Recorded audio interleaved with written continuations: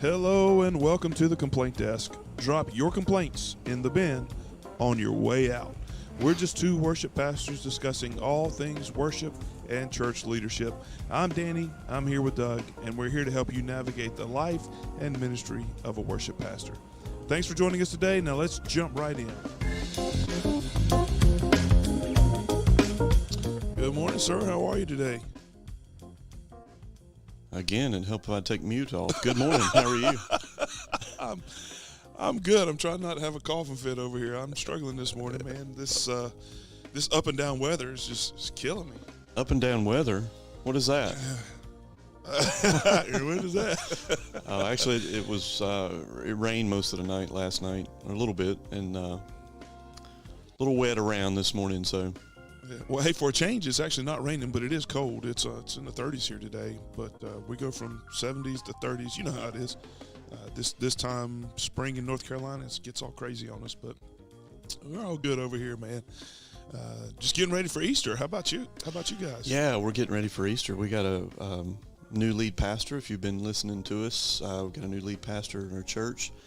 Him and his family got moved in this past week, and he had a great week in the office. Of course, I talked to him a little bit in the office, and he still got boxes sitting around his house, and installers coming and appliance people and all those things. So he's probably quite stressed this week. So we've been praying for him.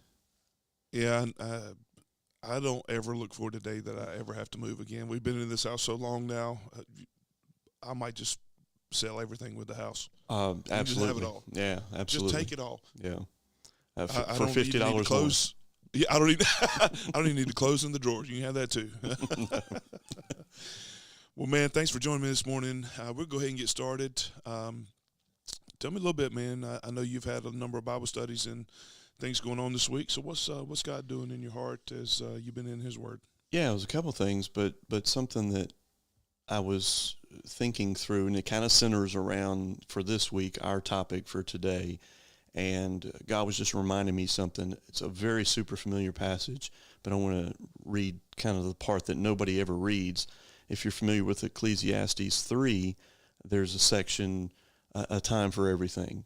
And, songs were created around these verses and things like that. But I wanted to go just after that. Of course, verses 1 through 8 talk about a time to be born, a time to die, a time to plant, time to pluck up, and those kinds of things. But continuing on in verse 9, Ecclesiastes says this: "What gain has the worker from his toil? I have seen the business of God has given to the children of man to be busy with. He has made everything beautiful in its time. Also he has put eternity in the hearts of man, yet so that he cannot find out what God has done from the beginning to the end. I perceive that there is nothing better for them to do than to be joyful and to be good as long as they live. Also that everyone should eat and drink and take pleasure in all his toil. That is the gift of God to men." And it just kind of centered me back and reminded me that all the things we try to do, all the spaces we try to manipulate in this world, there's a central core thing that God's put in our heart. He's put us in His heart. Yes, we're not talking about there needs to be a salvation experience. So that doesn't mean the universalist, euphoric, God is in everything mentality. But what it does mean is God has centered us in Himself, and trusting in faith in Christ that He is always going to provide that desire there. And that's one of the things we wanted to talk about today, was about what happens when a worship service goes wrong, or things don't go the way you think they should go. Yeah. To me, God's saying in this verse right here, I've given you something, and that's to be happy and joyful in Him and live for Him. So good stuff. A good reminder this week for me. Yeah, didn't Augustine say, love God and do what you want? Yeah, love God and do what you want. He might have stretched that a little far, but the point of it. I mean, I think if you, and we could probably talk about this for a whole episode too. I know. If you look at what loving God means, to do what you want should fall in line with that, right? Right. So, but anyway, that's very oversimplified. I'm sure, like I said, we could talk about it forever. So I wanted to share. As you know, I'm all over the place every day when I read, 4 different places actually. And I came across one of my favorite passages in the Bible, and it's not anywhere near what you think it would be. And I just want to share it with you. Lamentations 3. Yeah, Leviticus. Yeah, Leviticus. Yeah. No, so you've been ordained. Mm-hmm. Every Baptist pastor pretty much has been ordained by their church, or some church has ordained them. I've got certificates sitting right up there to the gospel ministry, right? Mm-hmm. And so as I'm reading this week, I come across this passage again, and I just think it's awesome. I know, I think back to my ordination service, and it was a special time for me, right? As I'm sure it was for you. But as I read this passage, it just brings me back. So this is Exodus 32. Moses has been up on the mountain. He's gotten the tablets. He's gotten all the layout for the tabernacle and everything that goes in it, all those specifics.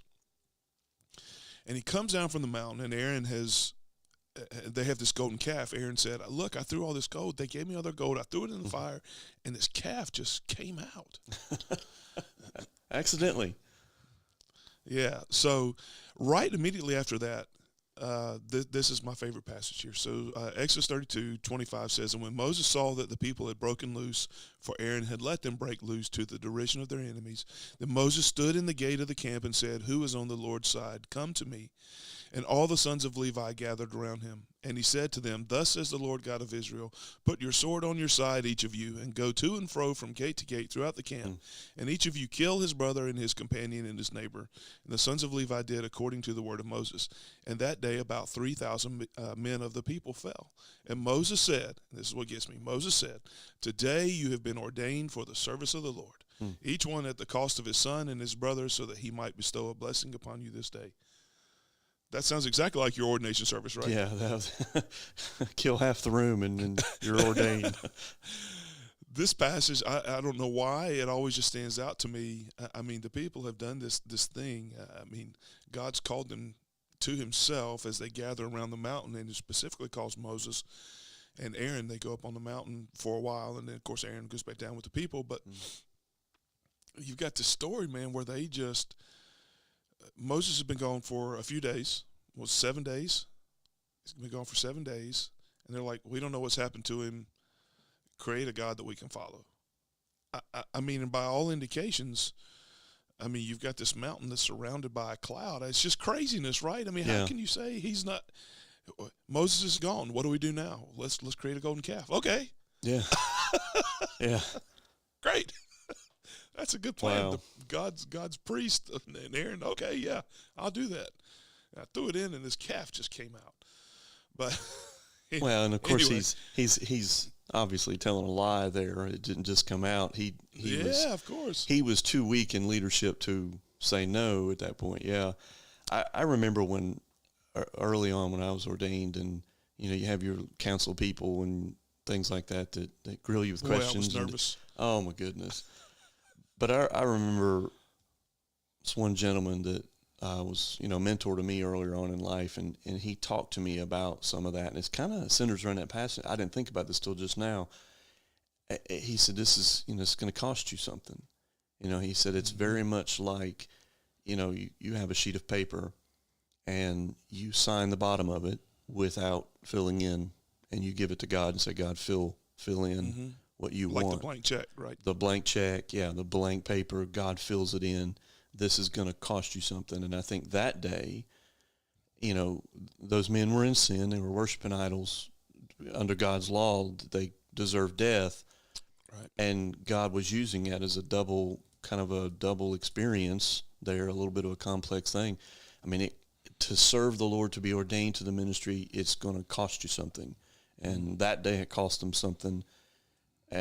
For us, it's the same. Well, to be a Christian, let's not even talk about pastors. I didn't mean to take over your devotional here, but it's gonna cost you as a Christian. I think the days are gone where you can just pop up and say, I'm a Christian. Everybody's like, oh yeah, I'm a Christian too. That's not our world anymore. That may have been, but it's not now. So yeah, good stuff, man. Yeah, I've got a book here. I'm glad you have a book there. It's sorry, I was trying. It's all the way over there on the other side of my desk. No, it's talking about kind of the post-Christian age, if you will, that America's moving into, that our world's moving into. Excuse me, but it's interesting. I haven't dug into it yet because I'm trying to read about 4 books at once. But it's Francis Schaeffer. It's the church at the end of the 20th century. So, like I said, it's a dated book. Well, of course, if you know Francis Schaeffer, he's been dead for I don't know how long now. But but he was a bit above and bit ahead of our time. And I have read through that book, and you'll be surprised and shocked at how closely it relates to everything that's going on right now in life and today. And it's almost like he had eyes to the future to see what was going to go on. Yeah. Yeah.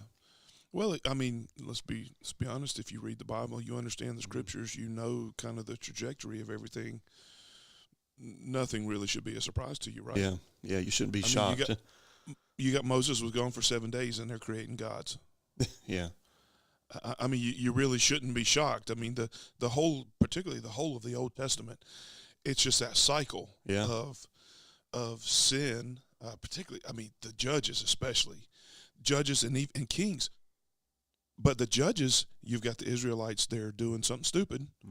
And so God's like, look, I told you, if you don't follow me, I'm going to send judgment upon you. And all through Judges, generally the way that happened was another nation would come in and would conquer them or whatever. Yeah. And they're always surprised. They're always, just like us, we're always surprised. Yeah. Yeah, they're always surprised. And then they're like, God, why did you do this to us? Well, look, I didn't do it to you. You did it to yourself, and therefore you abide my judgment, right? Yeah. And so they cry out and repent, and then he relents, right? He provides a judge. A judge comes and saves them, right? Yeah. He's that judge. I can't say he because it's not always a he, but that judge really is the one that comes in. I know, right? But the judge comes in and provides that avenue of salvation for them. That's the method by which God does that. And then, of course, you read through Kings and everything else, and it's just, most of the kings even were bad. They wanted a king, so they got a king, and that never worked out for them, right? Yeah. So God even said, you don't want to be ruled by a king because they're going to oppress you with their concerns and labor you, and under God's mantle, you have freedom. We were talking about this in our Bible study last night on Zoom. The Israelites, they traveled through the wilderness and came against the Red Sea and came against the giants, and every single time they wanted to go, most of them, a lot of them, wanted to go back to the good old days. Yeah. And it wasn't the good old days. It was slavery. It was death. But to them, being pushed into change was hard. Red Sea was hard. Giants seemed unknown, right? Yeah, it's the unknown. God pushed them right into that unknown, and every single time he was telling them, you don't want to go back there. You don't want to go back to death because that's what's awaiting you. And it's kind of funny because we're much similar. We talked about this last night a little bit, and we're very much similar to that. We resist that change being hard, that pushed into the unknown. But that's exactly what God's wanting us to do. Well, the whole story about Egypt, man, I tell you, it's really interesting because, they got to Egypt by his saving hand, right? That's how they got to Egypt. But we want to go back. Yeah, well, but then in the middle of that story, so you have Joseph, his brothers threw him into the pit. Right.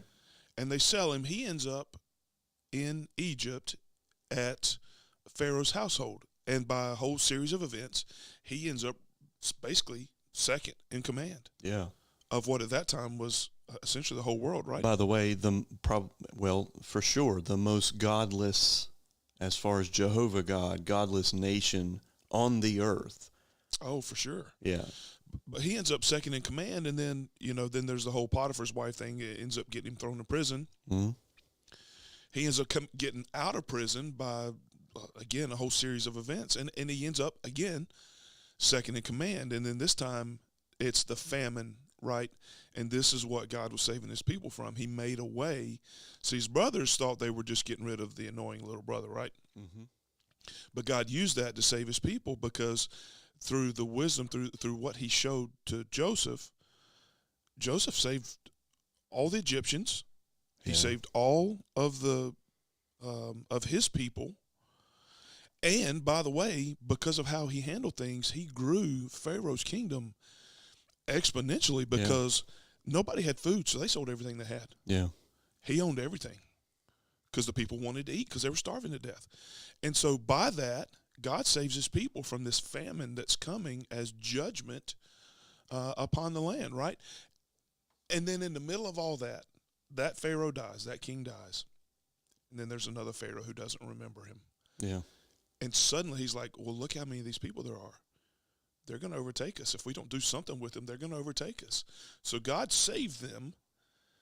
And then suddenly they're put into this situation of slavery. And God's like, okay, I hear your cries. I'll get you out of this.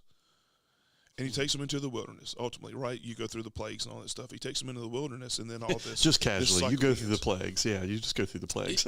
Well, no, we're talking fast, general topic. Yeah, yeah. But he takes them out. He takes them through. I mean, can you imagine what it's like to walk through the Red Sea? Oh, I know. On dry ground. Can you imagine what that is like? Yeah, no, I can't. I mean, a wall of water on one side, a wall of water on the other side. I mean, how do you go through that and then turn around and say, we want to go back to Egypt because that's where the best food was. That's where the garlic and the onions were. I don't like this type of music. Why can't we go? I'm sorry. The complaint stay desk, true to our right? name there. Yeah, Stay complaint true to our desk. name. Yeah. But in reality, though, I mean, that's it, right? So God's saving them. He's done this miraculous thing in taking them. So not only have the Egyptians seen the plague and seen the glory of God's goodness, right? Yeah. They've seen his authority over creation. They've seen what he can do. But then they turn right around, walk through the Red Sea. And the scripture says, wall of water on one side, wall of water on the other side. They walk through all that, and then they say, I don't like this. I want to go back. Well, What? and that's a sign of what, and it's, I tell people all the time, it's not any different than us today. We will, because of pride, because of those things that swell up in us, we will go headstrong into something because we feel we're right about it, even though God is warning us not to. And I mean all of us. It's you, it's me, it's all of us. Really crucifying that to Christ. And like I was reading in this Ecclesiastes passage, remember what your lot is. Remember what the time that God has given you is for. Being joyful in the Lord, that's a lot. That being joyful in the Lord, not being joyful in yourself or your creations or your kingdom that you've made, but being joyful in the Lord. If that's in place, like you said about Augustine, and do what you want, but what you want to do will be to please the Lord. Right. Yeah. Yeah. So that's the ultimate goal, right? But I just It's this amazing. whole story just fascinates me, Yeah. man, because I will say, for the longest time, it's almost like I was afraid of the Old Testament, right? Yeah. It's like there's just so much in there, and the culture Still afraid is so of the Old different. Testament. Well, sure, I'm afraid of the whole thing, to be honest. Yeah. But because there's no way you can ever live up. But we're thankful for Easter and for what we get to celebrate and for the grace that He shows us, right? But I have really come to love, even down to the sacrificial laws, to really understand and to think about what that time was like. What to understand kind of the cycle that we go through, right? God can give us everything we've ever asked for.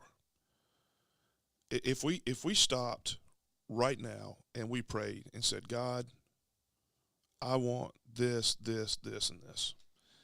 And if he was so inclined to rain every bit of that down on us, tomorrow we'd be unhappy. Yeah. And you know why? This just hit me here when you said that, is because the things that we are created for and crafted for is to please God and give God glory. When we desire things, our desires should be in line with that of God's glory. So he's going to receive that.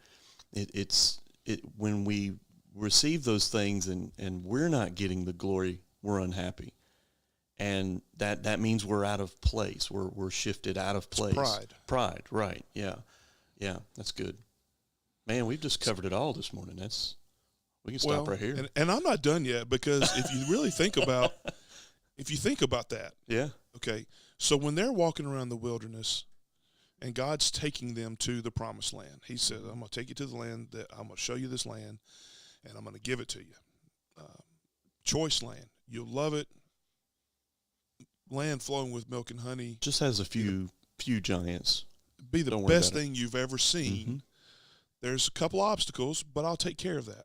Because I've already done that several times before, showing you visibly that I took care of it. I just took care of the king of your known world by taking you through the sea on dry ground. And by the way, while you're walking around out here in the wilderness, the only work you have to do for your food is to bend down and pick it up.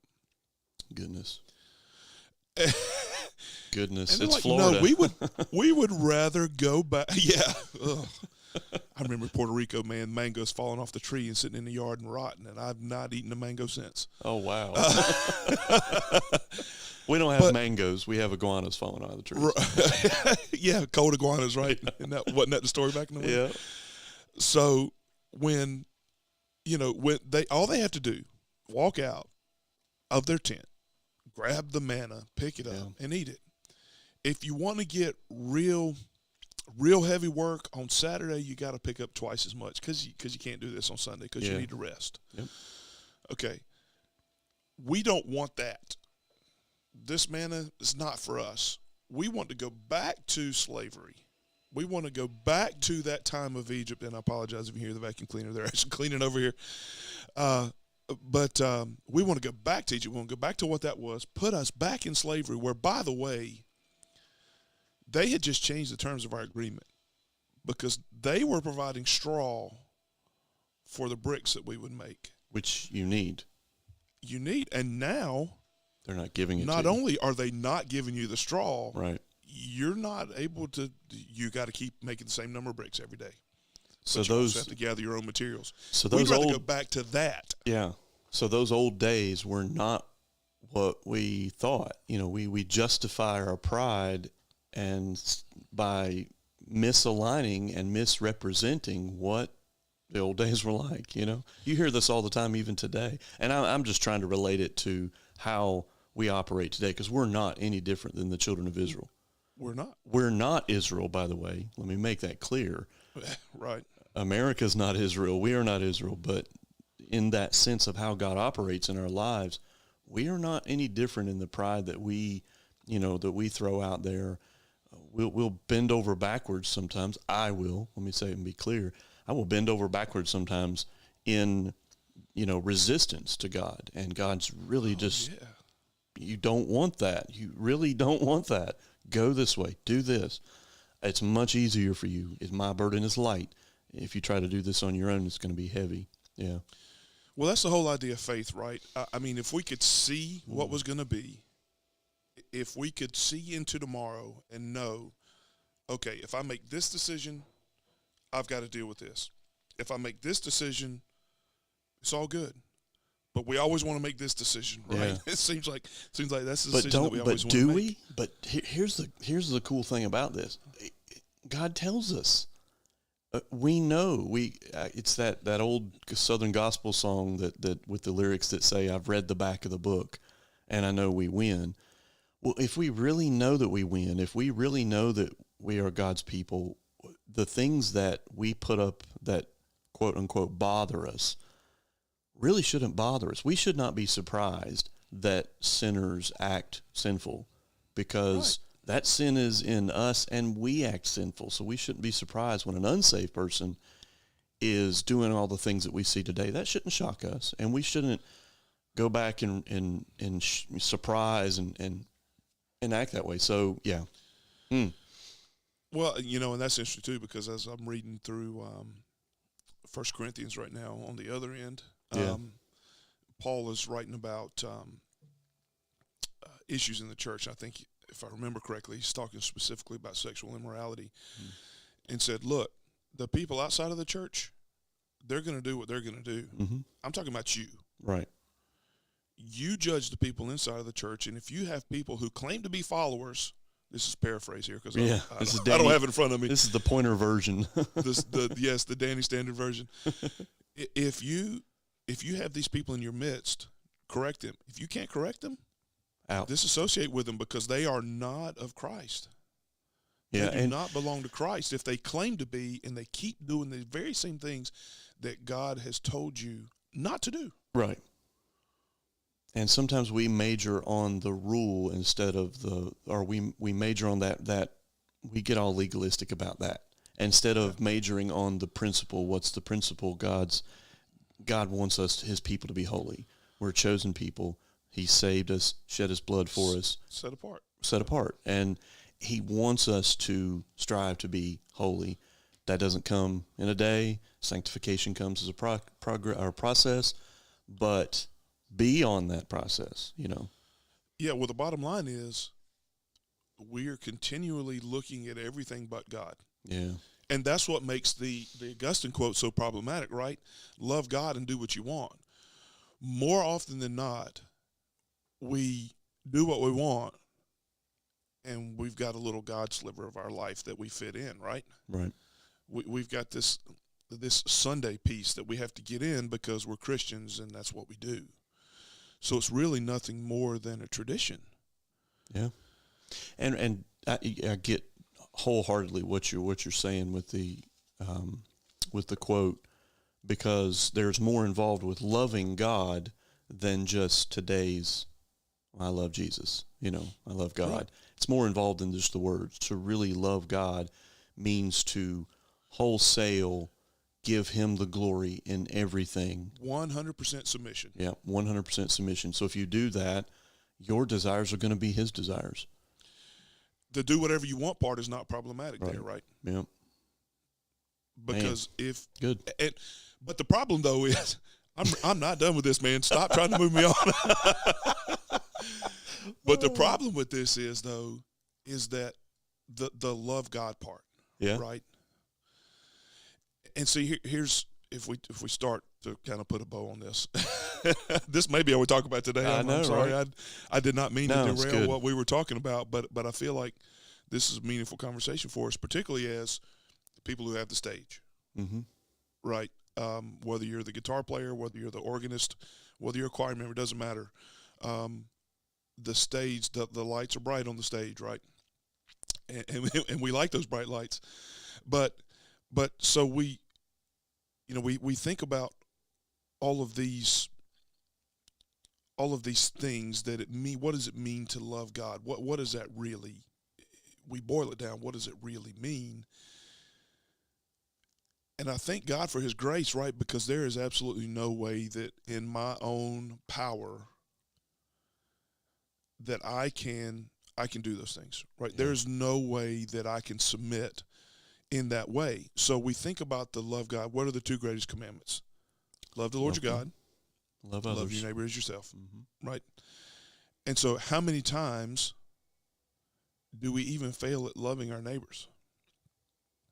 And I'm not talking about necessarily the guy that lives next door. What about the person sitting in the pew next to you, right?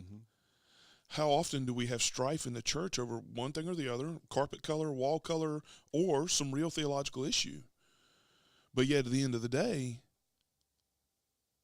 that person is just there. We can't even love them the way that we love ourselves.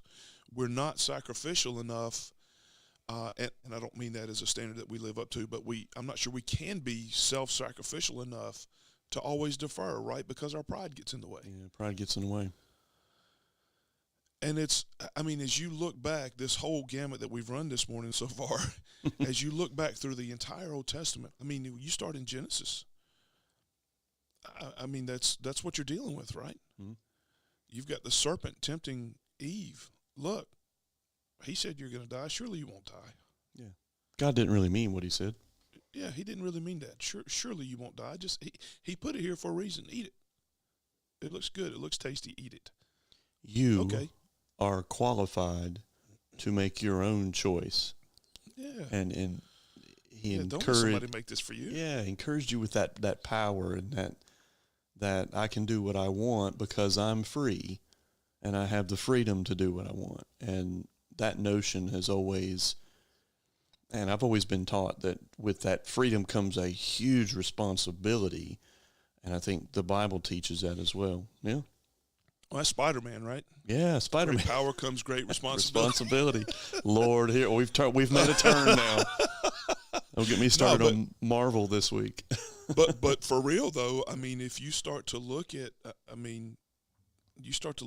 what God has given us, particularly, okay, we're sitting here in America. I'm surrounded. I got screens all over the place here. I mean, you just think about what He's given us, how He's blessed us, and what do we do with it? Right? What do we do with that? We stare at a screen for an hour and listen to a guy ramble on about how he can't coach basketball anymore. Mm-hmm. And look, I get it. I'm not knocking Roy Williams, but we're all into this about he's if you're listening to this later, way later, Roy Williams just retired yesterday. Coach of the Carolina Tar Heels. Yeah. Yes, of the UNC Devils. UNC Tar Heels. I'm not a Carolina fan, but Roy, look, he seems like a likable guy. I don't have a problem with Roy Williams, but we'll sit there and watch that for an hour and listen to him ramble on about how he can't coach anymore or how he feels like he's reached a point where he can't do it anymore. But what do you always hear when it comes to being obedient about reading the Word and praying? I don't have time. Well, I don't have time for that. So we're surrounded by all of these luxuries, all of these things that He's given us and has blessed us with, and we can't give Him an hour. Well, that's what it is. We say we have time, and we give.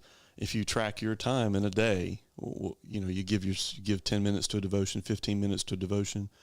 But I tell my boys all the time. They're playing their devices. Mm-hmm. Son, you'll play your device for 2 hours if I let you, but you give God 5 minutes or give God 10 minutes, and you rush through that so you can get back to the game.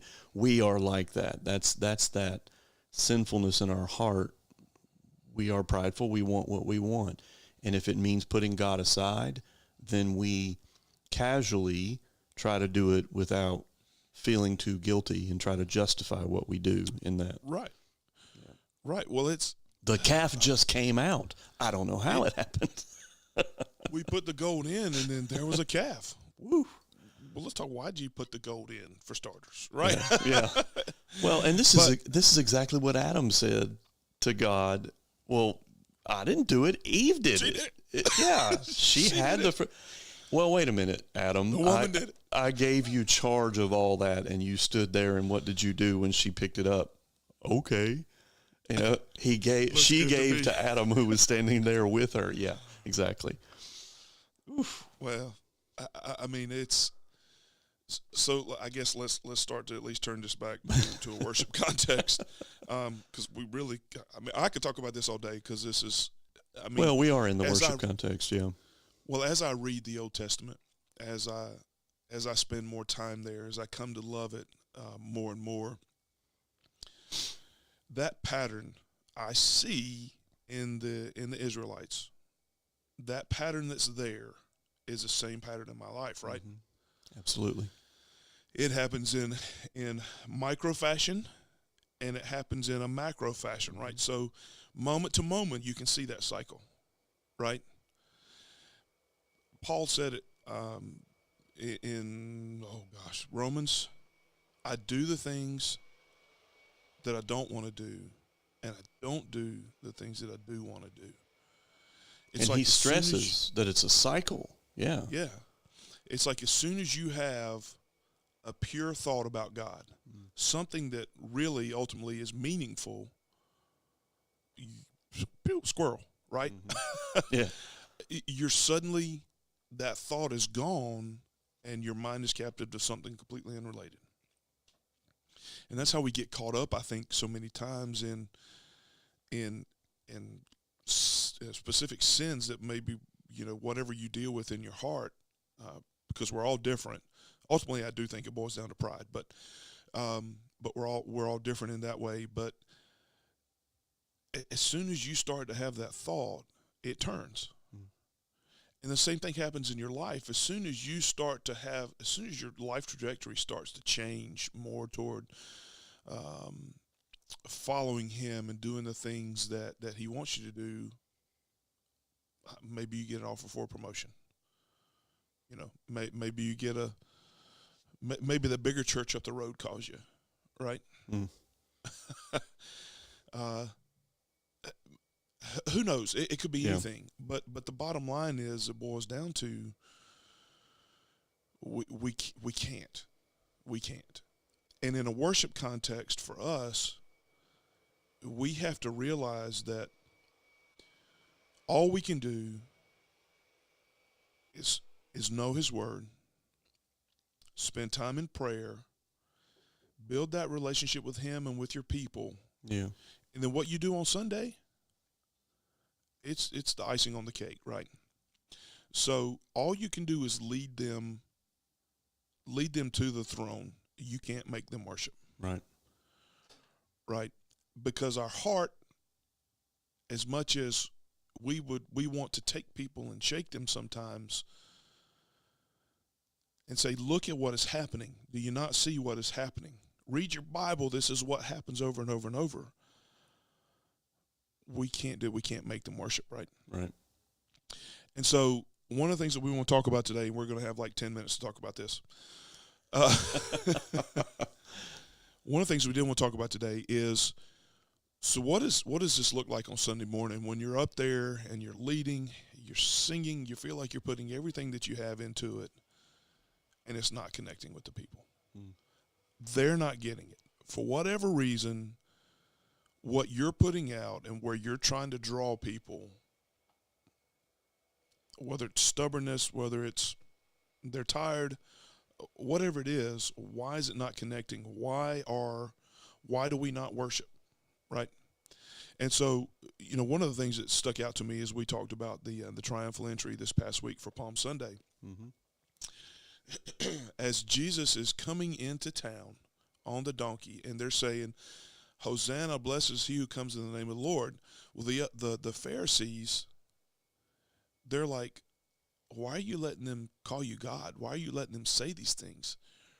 Rebuke them, correct them, tell them to stop doing this because it's not right, Jesus, right? Well, and they weren't getting the glory for things that they normally would have. So exactly. It was shifting.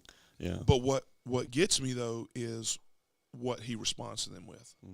Look, if I tell them to stop, these stones will cry out. Yeah. These stones will worship me. The rocks on the road will worship me if these people don't. And if you've been to Israel, there's a lot of rocks. I'm sure. I have not.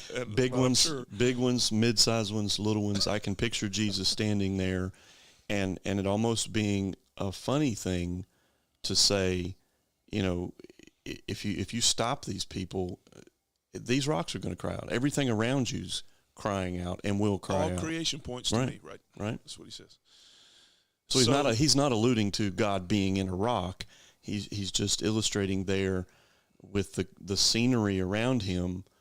This is what's going to happen. In other words, you can't stop the praise and the glory that is belonging to God. Right. Yep. You can't. And so that's what, as I think about that idea that if we tell the ones who are worshiping to stop worshiping, the stones are going to cry out. So let me ask then, when we're standing there on Sunday morning and we're leading and the people are just standing there. Yeah. Those are hard mornings. One, because I tend to sing a lot harder when that happens. Yeah, you try to, as a vocalist, you try to fill an empty room with sound because it and be careful with the word feels, but it feels empty. A preacher preaching, he can feel the same thing when he's standing behind the pulpit and people are just not responding and it's dead silence. You can feel that in a room. Yeah. And it's difficult. It's very hard. So as I was thinking about all that, I'm like, man, I wish we had, these times where I've been in situations like this, I'm thinking, man, I wish we had some rocks. You know what I mean? I'm telling you, if a rock started crying out in the middle of the side, I would just fall out. Glory. What if your music stand started singing back at you? Oh, goodness. And sung better than I do. There's probably a pretty good chance, if you're talking about me anyway, that it's going to sing better than I do. But, so what do we do? The reason that we bring this up is, there are times where it's not productive to just keep going. We've got illustrations. Yeah. There are times where it does. You can sing that bridge 400 more times if you want to. It's not going to change a thing. The people aren't going to connect. It's not going to change. So digging into that a little bit, I mean, I do want to throw a couple of precautions out there. Because, one, don't get in the habit of doing that. Mm-hmm. Because if you do, what you perceive, particularly as everybody's wearing masks now, right? What you perceive may not really be the case, right? So what you're leading at that point, it may be hitting in a way that's different than what you intended. It may be connecting in a way that you didn't intend. God may be working on people's hearts in a different way than what you had in mind as you were praying and thinking through and planning all of this. And so if you bail on that, you negate that, right? It's done. Yeah. And people don't always respond the same way. So it could be, like secondary to that, it could be that people don't respond the same way. It could be, that's right. You mentioned the masks, and I know it was hard for us in our church. We have a pretty big sanctuary, but when you're half full, half capacity, and people wearing masks, you feel like you're standing in there by yourself. So is it that, or is it just people's hearts are not engaging in worship, that morning? So that's my one caution on that is you don't know what God's doing in their hearts. Right. And number two, if you're constantly in a position where you're considering shutting it down, there's a bigger issue. Mm-hmm. This should not be an ongoing issue. So I want to lay those two precautions out there as we do talk about this for a few minutes. And what you're specifically talking about is mid song set or worship set. Right. Just, okay, this is not working. And you just stop at the middle of a song or a bridge, or you don't repeat what you were going to repeat, or the things you had planned don't go well, so you move on from that and move toward the preaching or something else. Right. Sometimes God does different things. Sometimes it's just for whatever reason, maybe people were up late. Mm-hmm. Maybe it was the day after a big sporting event. Maybe there was a big storm. Who knows? It could be anything. Right. But for whatever reason, it just does not appear to be connecting. What you're leading does not appear to be connecting with the people. It's just not quite getting there.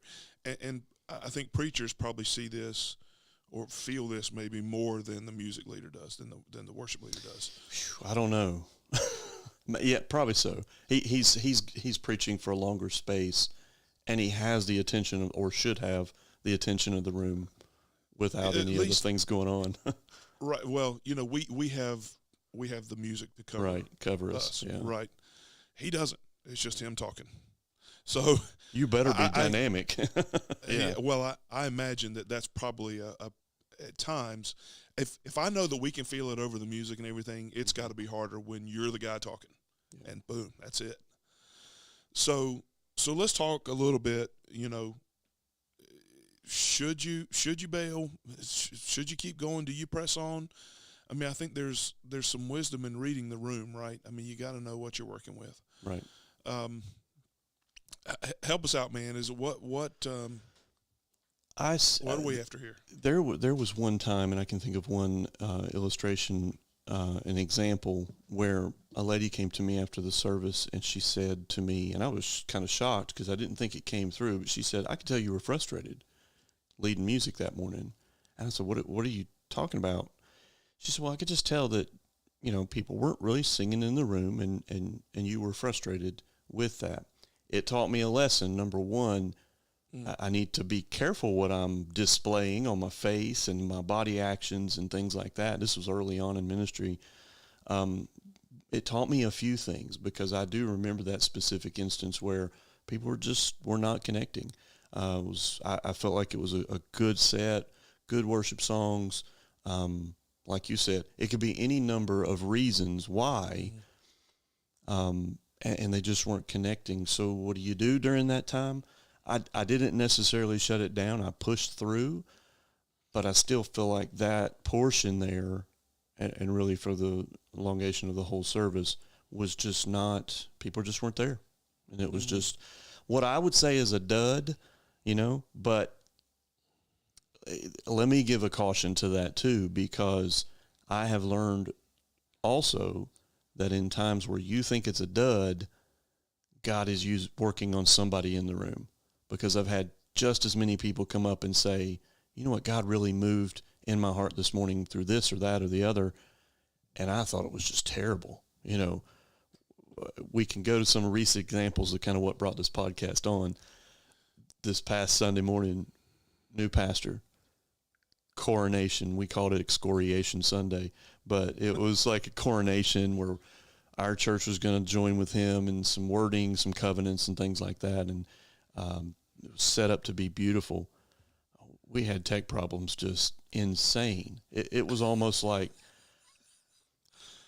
briefly. So the tech issues were, the lyric slides worked fine for the music. The lyric slides worked fine for the sermon. The covenant slides, every time my tech guy clicked on that covenant slide, it crashed ProPresenter. And he reset it 4 times, and here we have this stalled part in the service, and I just felt, it ruined it so badly. Yeah. Meanwhile, this is funny. It's like it's a comedy trail. Meanwhile, there's a guy we have a vaulted ceiling and yada yada yada. We have our air conditioners are down.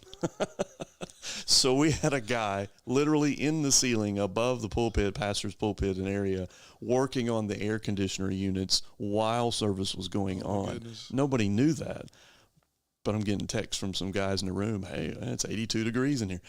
I know, I feel it. Well, there's a guy in the ceiling. Yeah, it's hot too. And dude, you talking about wanting to shut it down? Now, for me, us at that point in time, we had to make some adjustments on the fly. Our transitional pastor was real good about making adjustments on the fly. Our new pastor was there, and he made some adjustments on the fly. We all did. But in that time, it wouldn't have been a good thing to shut it down. What we're talking about, what you're talking about, is just people's hearts not connecting. Tech issues are one thing, right? Right. So that's a different thing, but we're talking about here, and I want to be careful to say it kind of right. As a pastor, as a seasoned Christian, people just don't want to worship this morning. That's what it is. Mm-hmm. I know I feel like that sometimes. I don't want to worship sometimes. So I have to kind of put myself in that place too. But it is a bad spot to be in. What do you do with that? What did you do? What was your kind of catalyst for this conversation that we're doing on this podcast? Well, Sunday, I just feel like, I don't know what it was. I don't know if it was my planning. I don't know. We did have storms the night before, and then, of course, they rolled through middle of the night. I was tired. They were tired.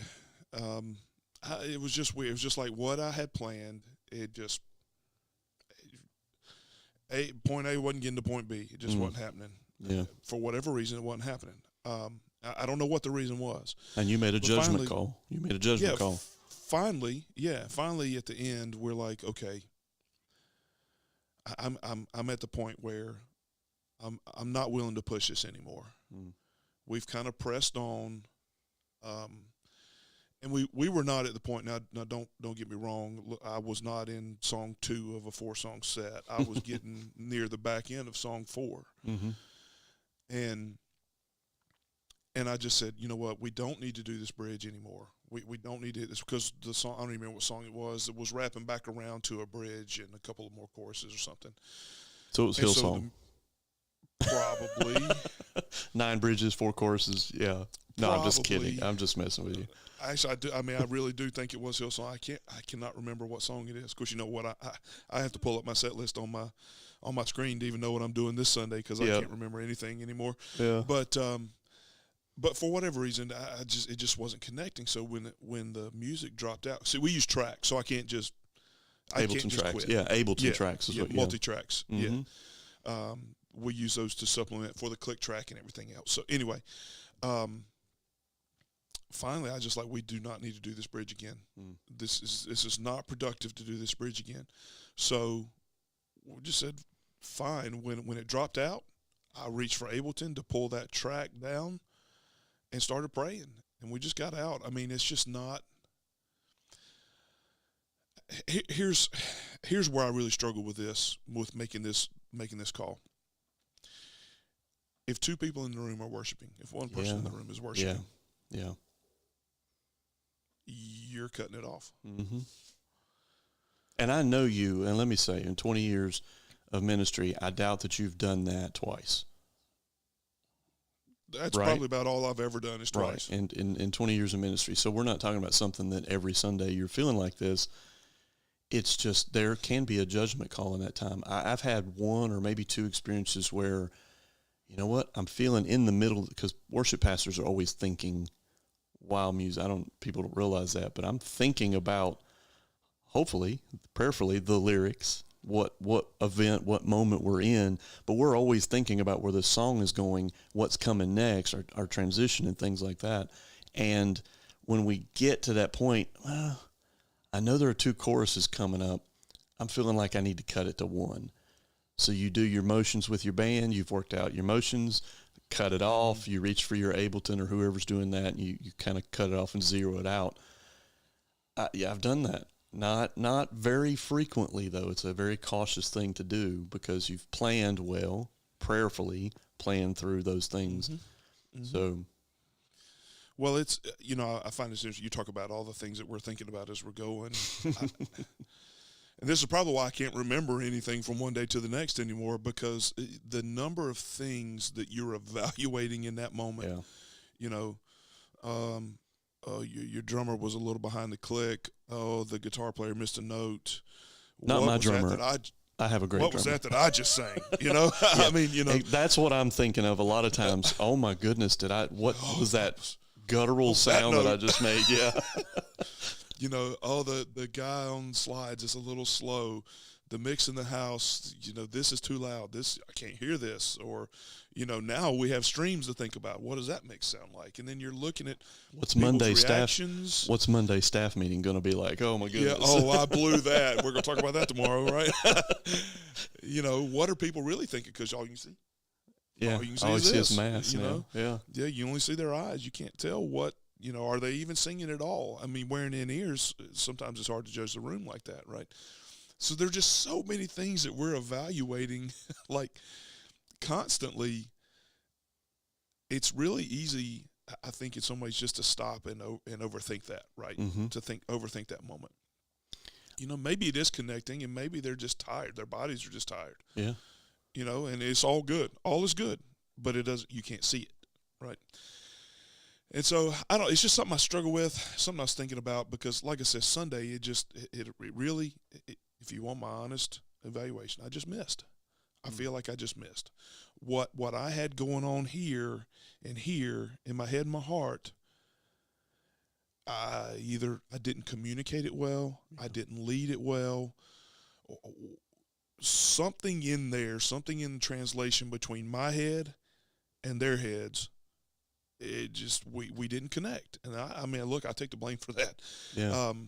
Because I really feel like, I probably could have communicated it better. I probably could have done a better job of leading. Maybe I was sluggish that morning too. I'm sure I was. That storm, I had been asleep for about an hour because I don't know, maybe this is something we talk about on the podcast too, but I never sleep on Saturday nights.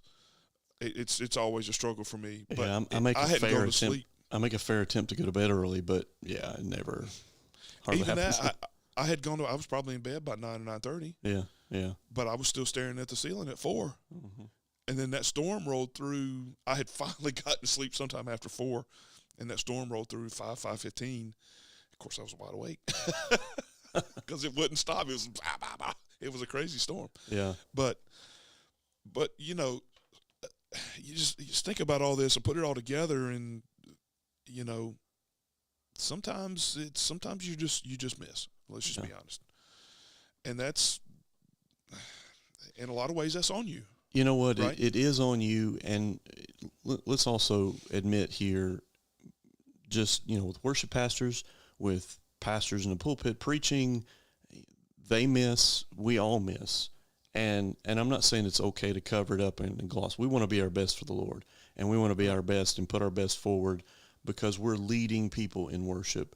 But in the smallest kind of a sense, it is okay. It's going to happen. What we learn from it and what we're trying to be is transparent. We miss. You're going to miss. You know, person listening to this, you're going to miss at times. And I've always been taught it's how you react to something like that, and it's what you do after that. So, and I know you're going to prepare better. Your mind's going to be applied to that. You know, you're going to think about those things, analyze those things, be objective, be self-analyzing. If it's not you, if it's not those things, you're going to seek to find the answer for the things if it's in the room. Sometimes I've had worship pastor friends of mine, you know, really get in a thing of introducing new songs a lot. And when you start doing a lot of new songs, people don't know them as well, and they don't sing them as much.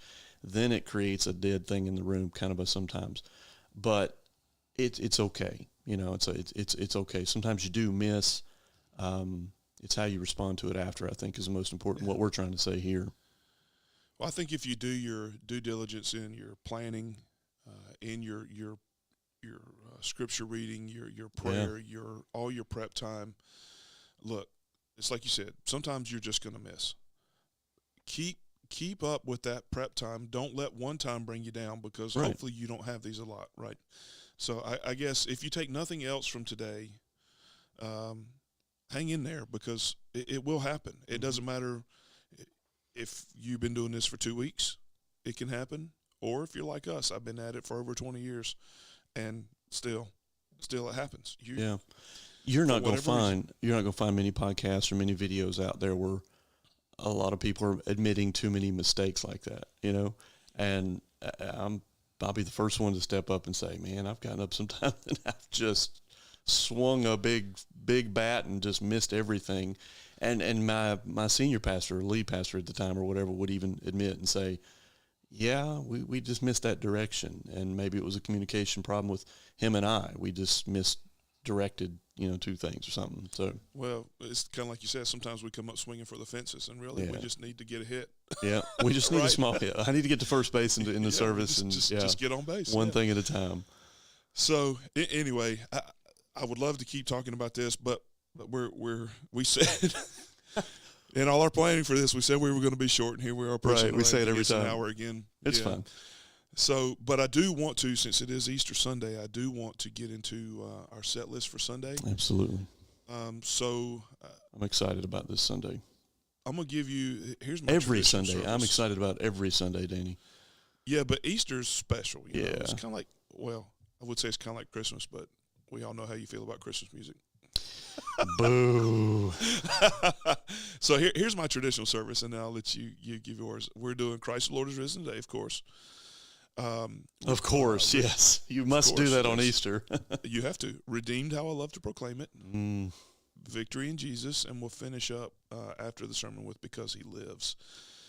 That will be the last song I sing all day after we have a 8:30 service, which is different. We're doing we're calling it a celebration service. It's not sunrise because it's at 8:30.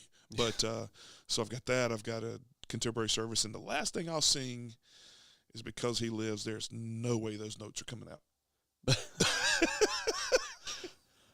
It's funny that you end with Bill and Gloria Gaither. You do all the hymns, which a lot of people think, you know, Because He Lives was this old hymn. It was a Bill Gaither, Gloria Gaither, I think, wrote those words. That was, ironically enough, that was the first song I ever sang in a church in a public forum, Because He Lives. Yeah. And it does mean a lot to me. I haven't used that in quite a while, but. Well, lay it on us, man. What you got? All right. So, well, what was your contemporary service? Oh, so I was going to come back to that. Yeah, I interrupted you. Well, no, I was going to let you go, and then I was going to come back to contemporary. All right. So contemporary, we're actually starting with. You were talking about new songs. We're starting with Rattle. If you're not familiar with that, we're just going to go wide open on Sunday morning. We're going to celebrate. We're going to have a good time. Good. Good. So I'm looking forward to that. Rattle God will so do loved. it. Rattle will Yes. do it. Yeah. Yep. God so loved. Little John 3:16 works out perfectly. We the kingdom. He lives, and that's the Church of the City. Church Is that City. what it's called? Not the hymn He Lives, but very good song. Graves in the Gardens. He lives. Yes, not that one. Graves in the Gardens, and Behold the Lamb. Yeah, you and I had some of the same thought, and we did talk through the week. And it's funny enough, both of us shifted a couple things on some songs this week. And for me, Yep. I had some songs planned, and there was a song that just kept coming to my mind, and I realized the Lord was just kind of tugging at my heart about it. So let me give you the list. Lion and the Lamb, we're going to start with Lion and the Lamb. Graves into Gardens. It's a super great song. Yeah, I know. So you would pick that one as well. And then we've got some other stuff going on there that we're going to talk about. Annie Armstrong for Easter and things like that. It's a Southern Baptist thing. Then we're coming back with Resurrecting, the elevation version, about 7 minutes. I don't typically do a 7 minute and something song, but You gonna do the whole thing? we're going to do the whole thing. And we practiced it the other night, Tuesday night, and I'm just sensing something special for Sunday. It may flop and land bad, but I think our band and praise team are going to have a great time worshiping Sunday. So let me ask you this: you're also doing Graves in the Gardens. Now that if you do the whole shebang, it's also 7 minutes. I split it. So I put two together up front with some welcome, some scripture, attention to scripture. And ironically enough, not ironically, but our new pastor picked his passage on the resurrection, and he picked our 1 Corinthians 15, 1 through 11, the resurrection, talking about the resurrection passage. One of the passages that I picked for the transitional point and focus on scripture was 1 Corinthians 15, 20 through 26, the result of the resurrection. So that's going to lead into the elevation song. So, and that's why I did 3, because I got 2 7-minute songs there, always trying to be attentive of time and how long people stand up, Yeah. So we cut Graves in the Gardens down a little bit, so it's maybe 4.5, 5 minutes. We don't do all Sinner. that. I know. In the track and everything, they've got that. What does he say? The Lord's doing something here tonight. We're not doing all that, of course. Well, now Rattle's the one that you need to. There's a 5-minute guitar bending version in there. Are you doing that? We actually are doing the Ezekiel reading in the middle of Good. where that happens. So I mean, we're going to do that. Yeah. I'm concerned about my timing on that, but we'll get there. Yeah. But yeah, that's actually really good. I'm also reading the 1 Corinthians passage. Okay, good. And finishing up with Living Hope. So we're gonna exit Living Hope Sunday. We're actually going to go with, I kind of changed directions that a little bit. We're going to do Run to the Father as we go out. Yeah, okay. But yeah, I thought that's funny. I'm reading 1 Corinthians 15 in there as well. And I'm also going to read, see, what we're going to do is, I don't know if you guys do this. We have a countdown at the start of the service because of the online portion and everything now. We have to do all that. So when that thing hits 0, we're hitting go on Rattle. We're not going to say anything other than stand up and sing. That's what I'm doing for Lion and the Lamb. So when that countdown hits 0, we're starting. I may say stand and worship this morning, welcome, something like that. Yeah, but good morning, stand and sing. Yeah. My band will be going and the click will be going in my ears. So when the click's going, I can't talk a whole lot. I know it's weird how that happens, isn't it? Yeah. But yeah, so we'll start with that, man. Then we'll come back and we'll do the welcome, and I'm going to read the, why do you seek him in among the dead? He's not here, he's risen. Passage out of Luke 24. And we jump in a few more songs. We'll read that 1 Corinthians passage. But anyway, lots of good stuff, man. Brother, I'm Oh, you know what? No sunrise service for you guys? Oh, no. 6:30 sunrise? Come on, man. The sun rises at like 4 a.m. in Florida. I was going to say a little bit earlier for you, right? Probably about 6:15. I haven't attended and I used to love those. To be all serious, I haven't attended one of those since back in the traditional having days. Children? Yeah. Well, yeah. Really, to be quite honest, I haven't attended one probably since we had kids. So yeah, that's crazy, man. And hey, all of yours are in double digits now, right? yeah, my son had a birthday. He's 10 years old, Caden. Yeah. So Yeah, we're about to hit high school this year, so I'm looking forward to all that. But anyway, not to prolong it, brother. I'm praying for you this week. Yeah, praying for you too. Celebrate our Savior this week as we come together and worship, and we're going to do our best to hold it down up here too. So good. Praying for you. Thank you guys so much for tuning in today. I appreciate you being here. Thanks for joining us. We really are going to try to shorten this down a little bit, I promise. This is the longest one we've had since. But we really went off on about 40 minutes of just preaching sermons at you. We're sorry about that. But we do appreciate you tuning in, and I hope it's helpful to you. Please share this with other folks. Always thecomplaintdesk.com. And if you want to shoot us an email, something that would help you that we talk about, info@thecomplaintdesk.com. Of course, all that's available right there on the website. We would love to connect with you. And again, we're praying for you all as well as you are preparing, whether you're listening to this right before Easter or whether this is weeks after. We're still praying that you will glorify God in all that you do. Thanks for being here. Have a wonderful weekend. We'll see y'all.